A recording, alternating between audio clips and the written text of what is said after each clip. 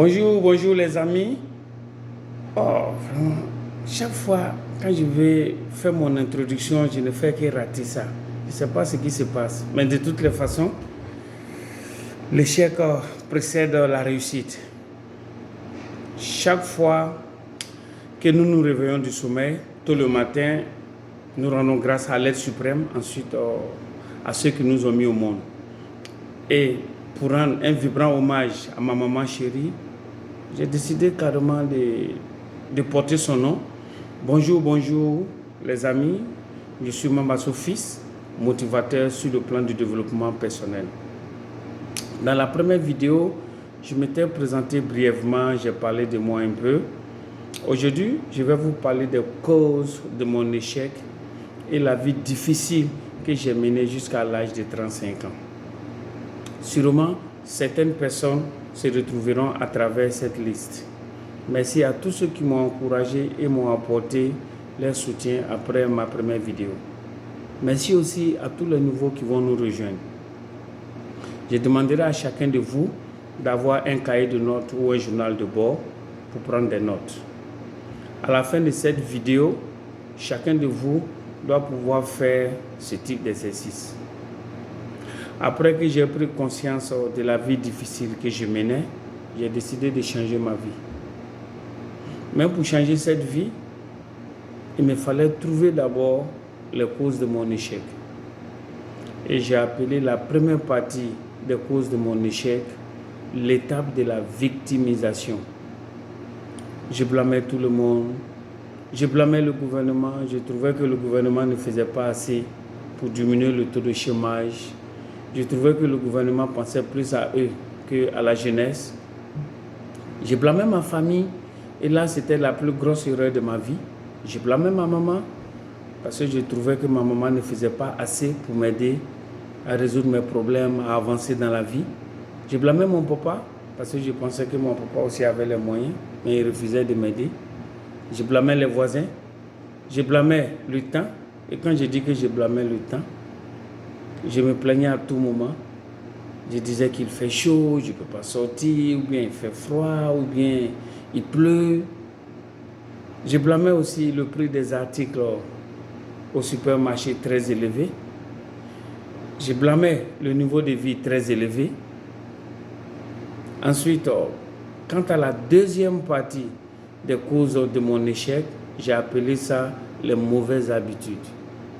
Et les mauvaises habitudes, cela commence par la procrastination. Et la procrastination, c'est une maladie qui est vraiment très très dangereuse et que nous devons faire un grand effort pour ne pas subir cette maladie. Je répète, la procrastination.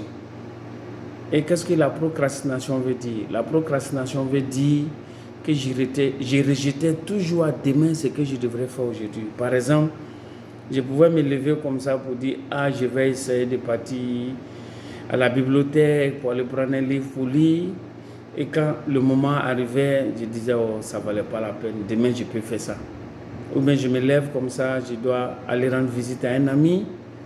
Et le moment venu, je change de décision. Bref.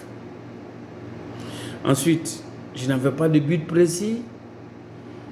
J'avais un manque d'ambition, je n'avais pas d'objectif concret. J'avais de mauvaises fréquentations. Et quand je parle de mauvaises fréquentations, je parle en général des amis. Je fréquentais des amis qui étaient de nature très paresseux, qui ne voulaient absolument rien faire, qui passaient tout leur temps.